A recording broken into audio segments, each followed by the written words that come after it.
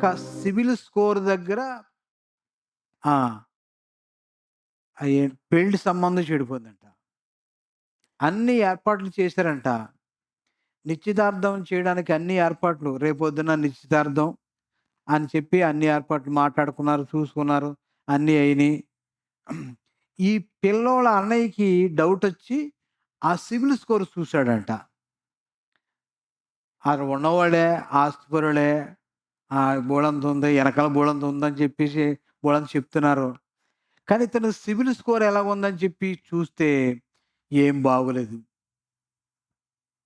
ఇతనికి లోకంలో బ్రతకటానికి పనికిరాడితను.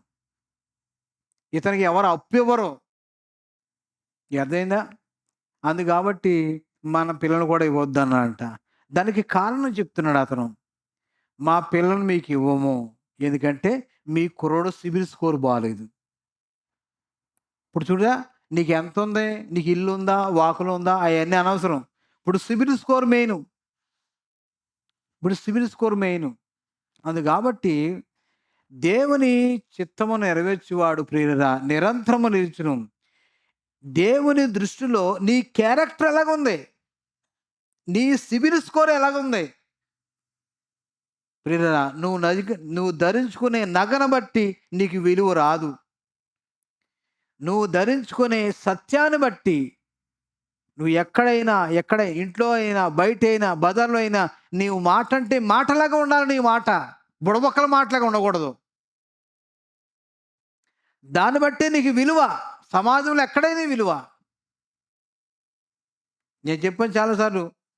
అది కొత్తగా కట్టిన హోటల్ అయితే అందరూ ఒకసారి ఎళ్దాం చూద్దాం అని అనుకుంటారు. కానీ ప్రియులారా ఆ ఫస్ట్ టైమ్ వాళ్ళు వెళ్ళినప్పుడు అది వారికి నచ్చలేదంటే, ఆ వంటలు నచ్చకపోతే, ఆ చట్నీలు బాగోపోతే, ఆ భోజనం బాగోపోతే మరలా ఎళ్ళకూడదనిపిస్తది.